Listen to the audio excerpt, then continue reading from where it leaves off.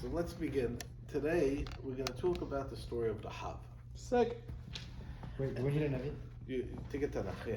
And if you think about it as follows, The white ones. it's something very strange. The Meraglim, they come to Rahav, she saves them, fine. Then she says, promise me that you'll save my family. Without hesitation, they say yes. Why might that be a problem to say yes to save Rahav? She's not Jewish.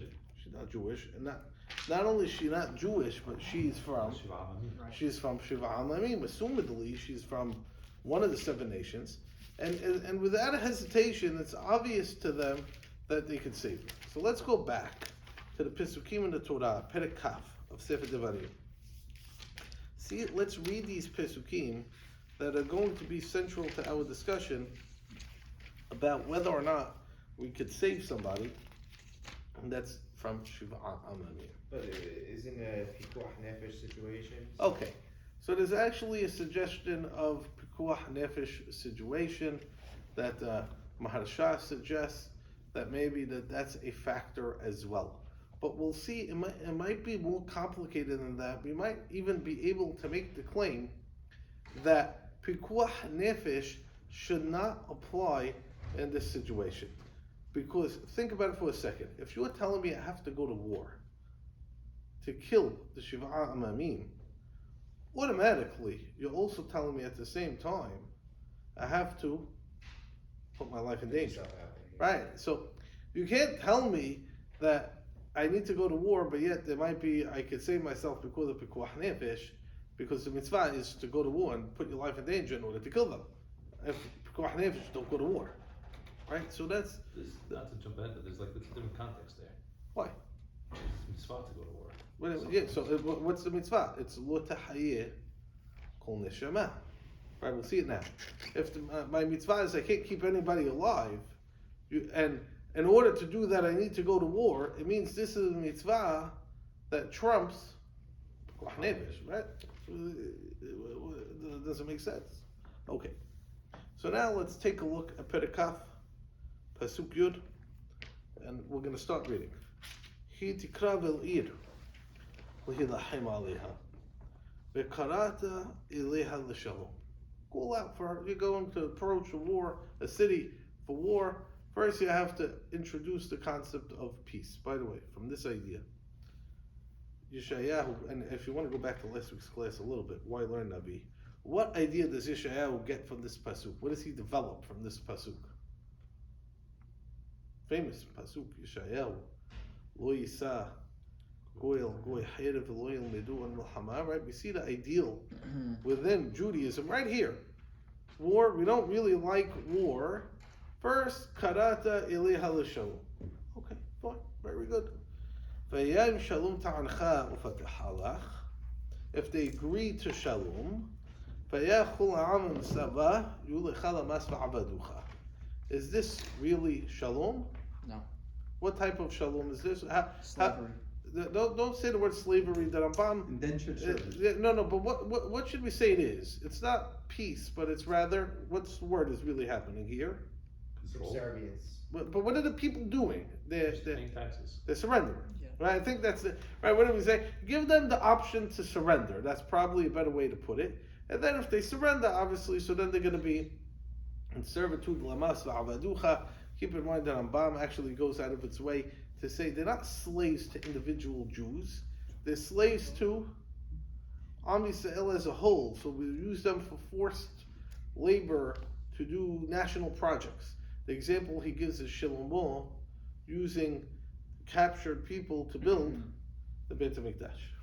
Right? So it's an interesting idea to realize that the Torah is, when it says the word Shalom, it means basically not kill them, but not really much more than that. But also at the same time, we're not talking about taking them as personal slaves.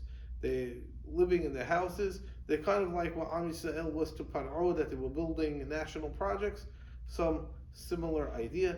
But Avaducha, also the Rambam goes out of his way to say they're never gonna be equal status in society to a Jew. We'll come back to why in a minute. Okay. ואם לא תשלימי עמך ועשתה עמך מלחמה, if they don't agree, וסתה עליha, you could, what's it called? Besiege the city. Interesting, again, we learn halakha Torah Sheba'al Peh, that when we besiege a city, what do we need to do? 3 walls. Only 3 walls, right? You need to leave aside for people to escape the siege. And then we continue with Tana, Adonai Elohecha beyadecha, v'hikita kol zechura lefi harif. You have to kill all the males within the city. Why do you need to kill all the males within the city? Yeah, so it's a life-saving tactic. That's the idea. If you keep the males alive, they're going to grow up and take revenge. So rak hanashim v'hataf v'habehema v'chol asher yeh ba'ir kol shalat havozlach achata et shelal uyevecha asher natan Adonai Elohecha lach. Okay, fine. You could, the women, the children, you could take as the spoils, the animals, fine. But the top also are going to take revenge. In this week's parasha, we have to kill them. It's interesting, right? It seems to be a contradiction. Do the Taf take revenge, or are they not going to take revenge? And it seems to be in Midian, it wasn't about we will never stay would take revenge. It was not Latek Nikmat Hashem Midian. It was our revenge by killing the Taf. Oh, we have to finish it. Right? Yeah, which is interesting. That's a whole nother story about revenge. Very interesting, but enough of that. Right? What do you do with the women? You convert them and marry them, like that's it? So it depends. Either you convert them for marriage, or if they don't want to convert, you could take them as slaves. Shivha Kana'anit. Yeah, right? That's probably the more standard operating procedure here. Right? Now here's our key pasuk. This pasuk Tevav, is the key pasuk. How do we understand this pasuk? Or pasuk Tevav and Tetzayin really. Ken ta'aseh, do this. L'chol ha'arim ha'rechakot mimecha me'od, asher lo ma'areh ha'goyim ha'elehena. Do this to all the cities that are not from the 7 nations. What's this? We just said. What I just say? Open up in peace. Or what else could it be? Okay, watch. But take the women and children as spoils. 2 options. Right? You told me 2 things. A, open up in peace.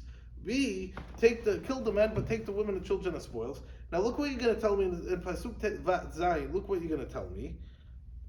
Rak me'arei ha'amim ha'ele asher Adonai Elohecha noten lecha nahala o tehayeh kol neshama. So what does it sound like?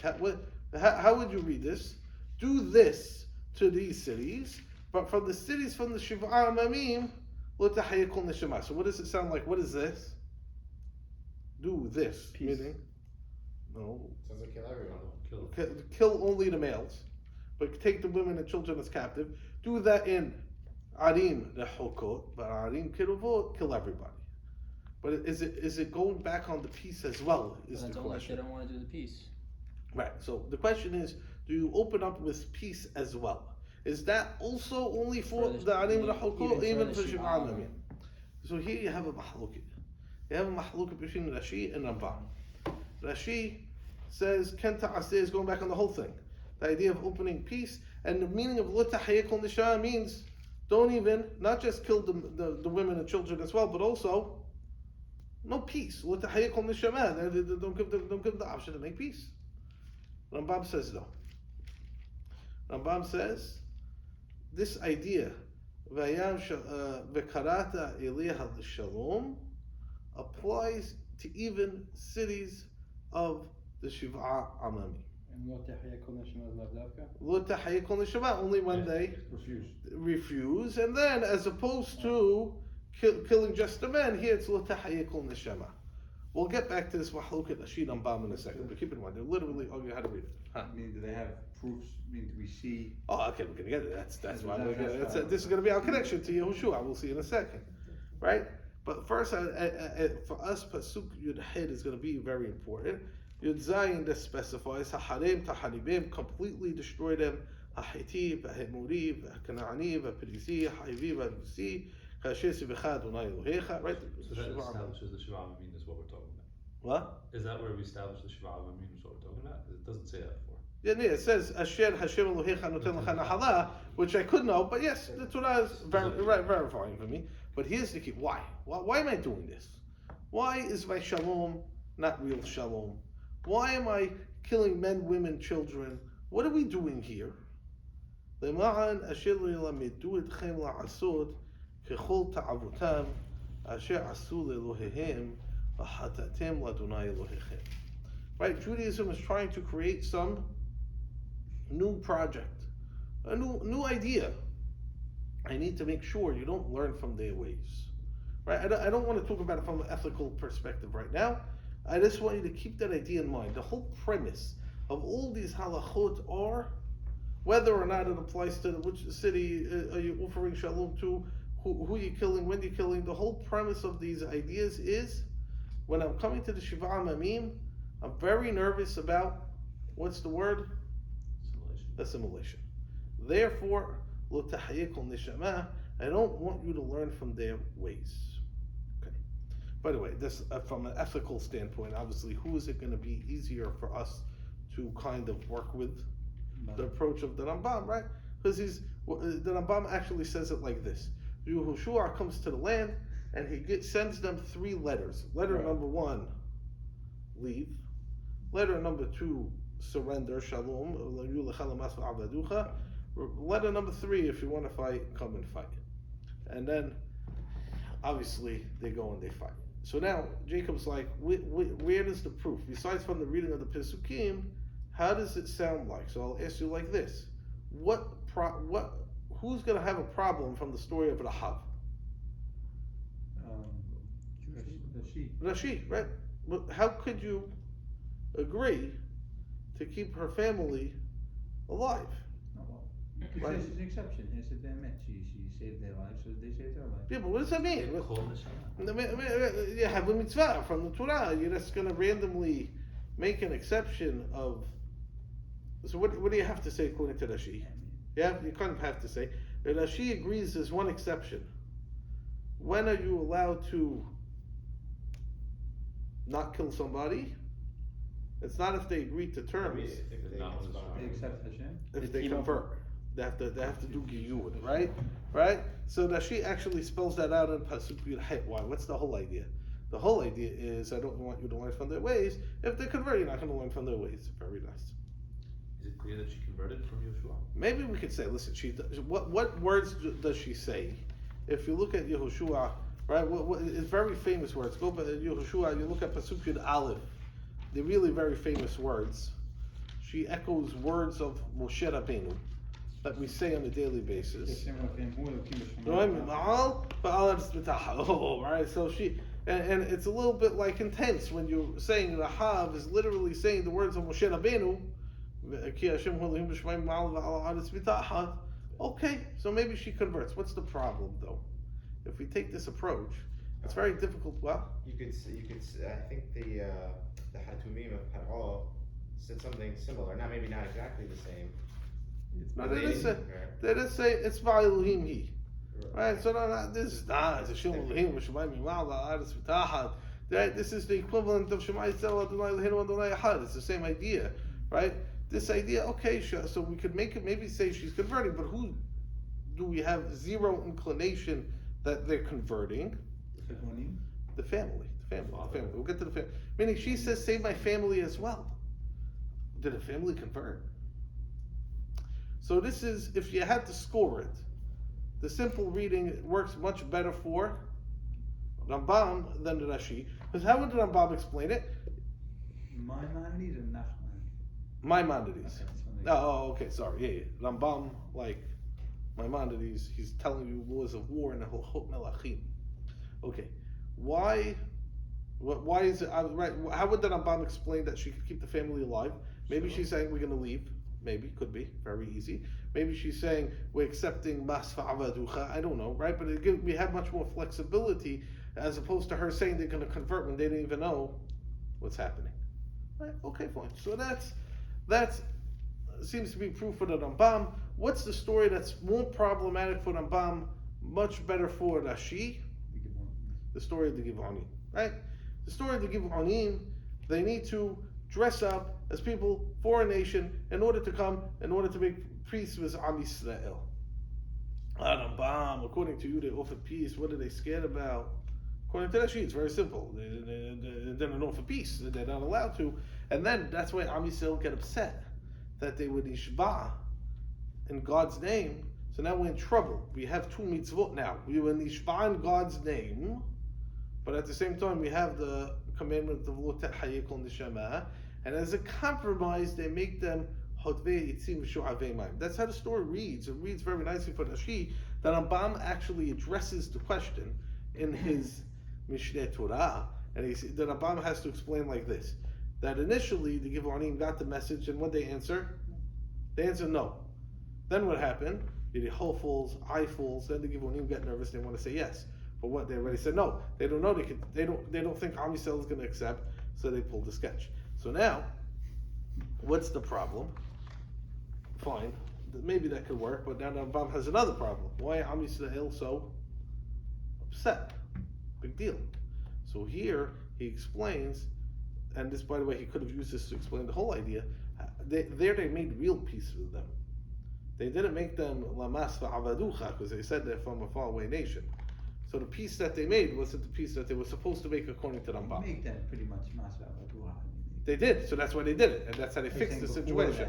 Right. That's how they fixed the situation. But then again, why the hesitation? Unclear, right? So that story definitely reads simpler, probably according to Rashi. So you kind of have these two stories, which are basically the only really two stories we have about Shiva Amamim and not attacking them. We have another little story, but they couldn't find the entrance to the city in Sefer Shoftim in Perek Bet or Perek Aleph.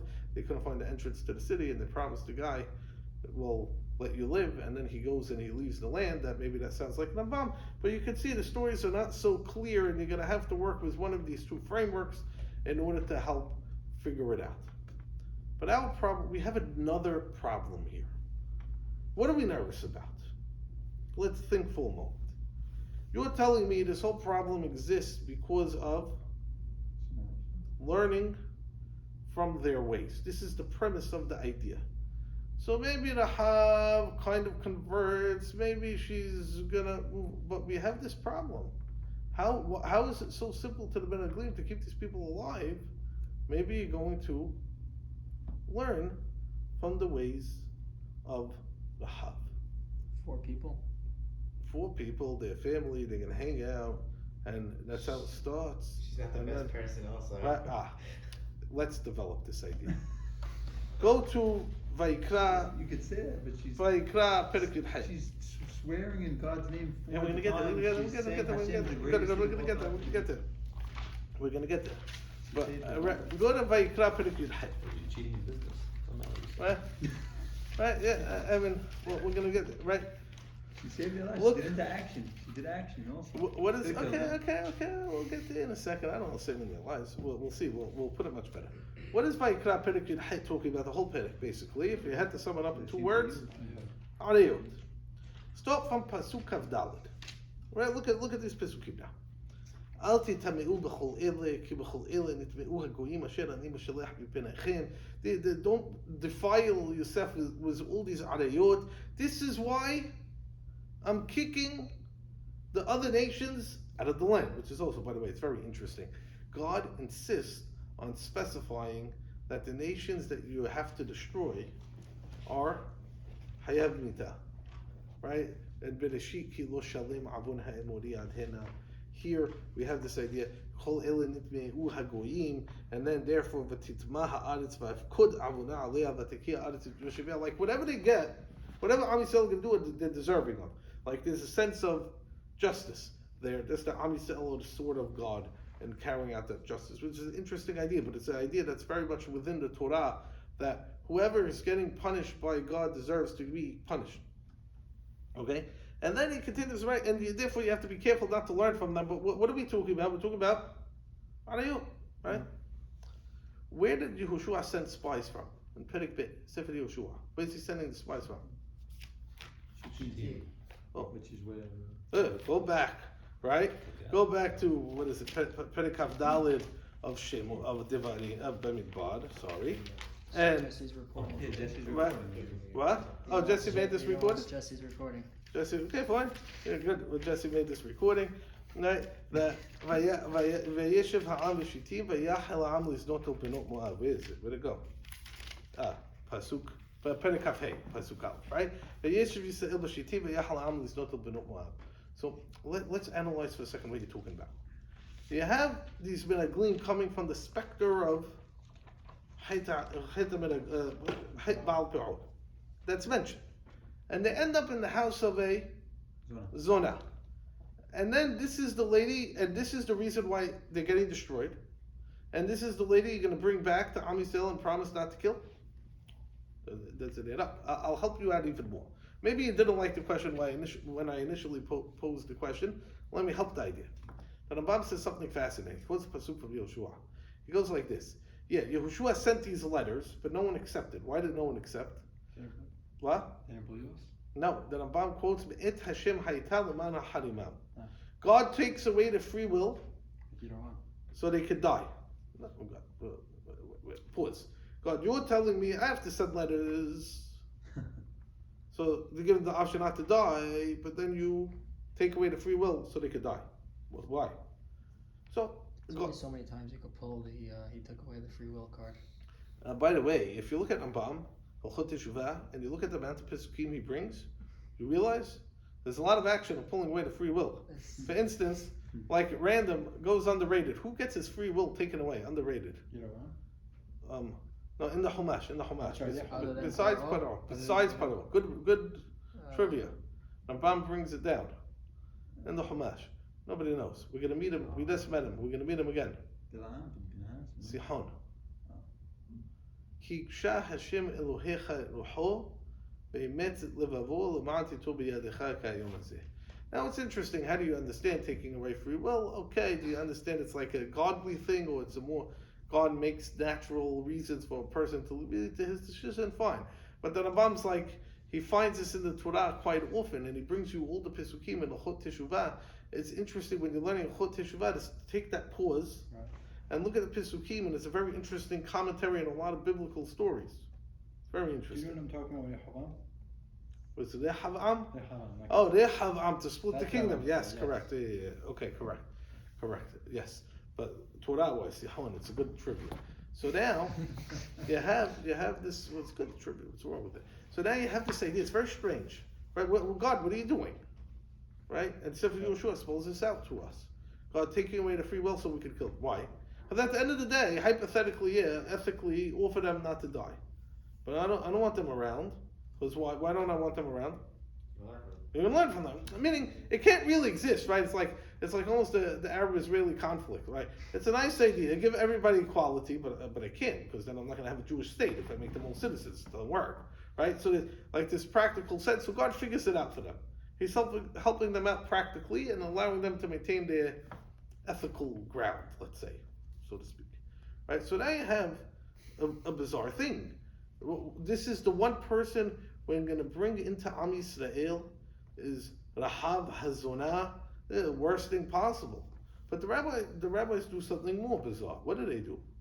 The rabbis they lose their minds. What do they say about Rahav Hazonah?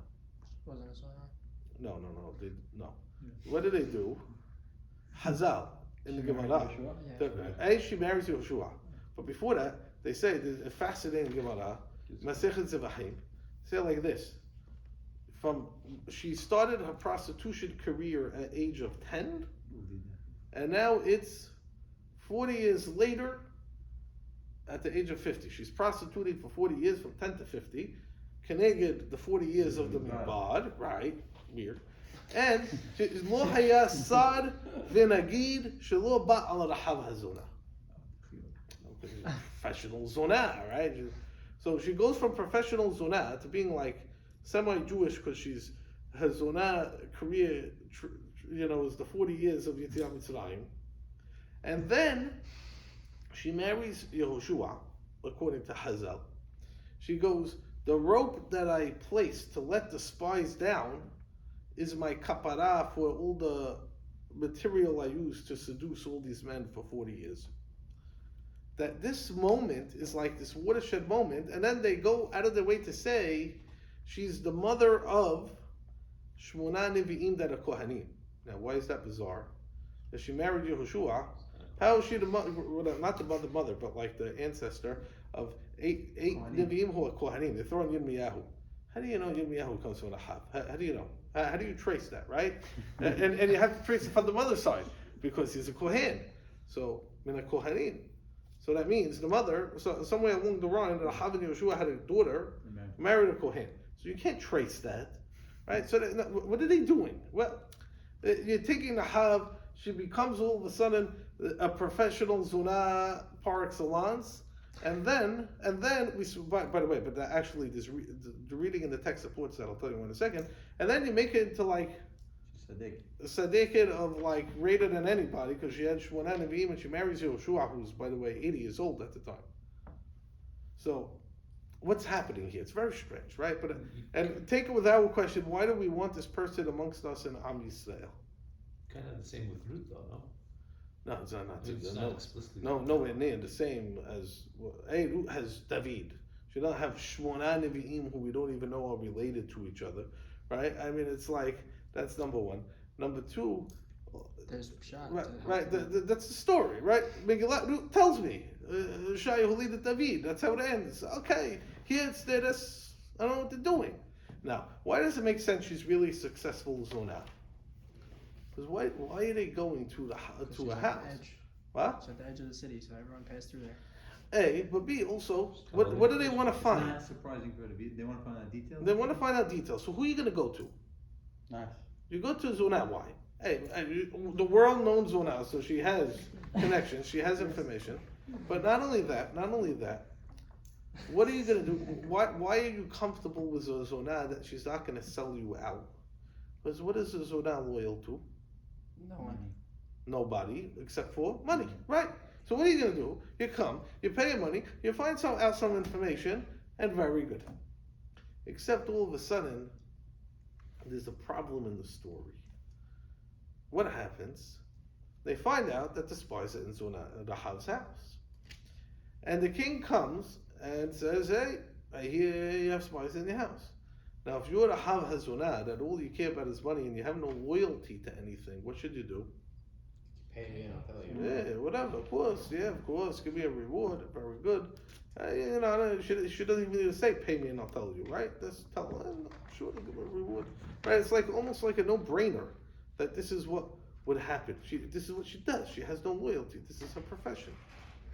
Instead, she displays an act of loyalty for the first time in her life. Who is she loyal to? Not the spies. Hashem. Right? All of a sudden, there's an idea worth believing in that's worthwhile for her to be loyal to. And she says, no. Hashem Elohim Shemaim Mal Va'ala Aretz V'Taha. And what does she do in the next pasuk? What does she say in the next pasuk? How does she describe her actions to the Meraglim because she's now loyal to somebody? What word does she say? Yeah. Asiti imachem chesed. Look at pasuk yud, right? Perek be pasuk yud. Asiti imachem chesed. Right? It's chesed. It's an atna. Okay, fine. Right? So I did a kindness to you. Whoa. You understand how a kindness is the exact opposite of a zonah. A zonah has no loyalty to anybody. She'll sell out anybody for money. By the way, that's a zonah throughout Tanakh is used as the example of somebody who has no loyalty. Therefore, who's compared to a zonah constantly? Am Yisrael, because they have no loyalty to Hashem, right? So, like in Yehezkel and Yirmiyahu, they come constantly compared to a zonah. But everything, and a lot of the way she's talking is, because she heard all the amazing things that God did for Bnei Israel, she understands that Hashem is God and she's going to be loyal to Him. So she's been thinking about this for a while. She's been coming to this decision. Right. To her credit, It's not spontaneous, correct. But now she was actually called. Keep in mind, you could be thinking about something, but now she's actually called to make a decision on it. The money is there. The king is there. Instead, she's doing a hesed, and actually, not only is she not caring about herself, she's going and caring about somebody else and potentially putting herself in danger, right? So it's a wild idea, that it's a wild turnaround. So you're right, it's probably not spontaneous, but at the end of the day, this is the first time she has the ability to show that she's no longer Rahav Hazonah. And she makes this level of commitment, and she goes out of her way to start caring about other people. But it's not only that. Who does she want to save? Family. She wants to save her family. Let's pause for a second. The rabbis are probably correct that her prostitution career probably starts at a very young age. Yeah, but her family are not her kids. Her family are her parents and her brothers and her siblings. These are probably the people who didn't help her at some point in life, whether because they couldn't or they didn't, and therefore she was no choice but to enter a life of prostitution, right? We have to think about that for a second. Who becomes a prostitute? It's only people who have no choice that they become a prostitute. So all of a sudden, she's going out of her way, she's displaying an extra level of care for her family, which she probably has no need to do so, because her family, whenever she needed their help, wasn't there for her. So when you think about it like this, all of a sudden she's developing the exact opposite of zonah, displaying these acts of hesed, being able to stand up for things, be willing to make self-sacrifice for things, and therefore, what's your question now? Your question is, why do you want a zonah around when you're sending them min hashitim? Because she understands very well what it is to be a Jew. She becomes the prime example of a Jew. Whether it's, notice she's quoting the words of Moshe Rabbeinu. And then she's standing up for an ideal at the face of danger, and she's essentially rectifying Am Yisrael's failure to stand up in the Shittim. It's the Zonah who's rectifying their sin that was in the Shittim, the lack of loyalty to God. You understand how incomprehensible that is, right? The Zonah is the one who's standing up for God, whereas Am Yisrael and then ultimately worshipping Baal Peor. And therefore, you realize that Rambam brings down a halacha when he talks about marriage, that there are three ideas about what it means to be a Jew. And he says the words, right? Am Yisrael ha'umah ha'kedusha, baishanim, rahmanim, gomli hasadim. This lady, her acts of hesed identify her as a Jew. Her acts of hesed, where do they come from? They come from her family. It doesn't come in a vacuum. And therefore, this family we're going to be able to keep, because she understands what the act of hesed is. It's a fascinating idea when you take the whole idea. So Hazal obsessed with Rahav. So she could marry Yehoshua now. Why? Because she's the most Jewish of anybody. Meaning, she's someone from Shiva Amamim who's a Zonah, but she's just showed you that she's not really a Zonah.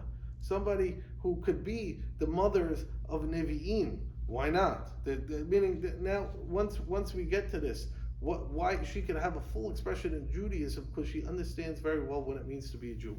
This is the first person Am Yisrael are encountering when they enter Eretz Yisrael. They get a lesson. I mean, think about what it means.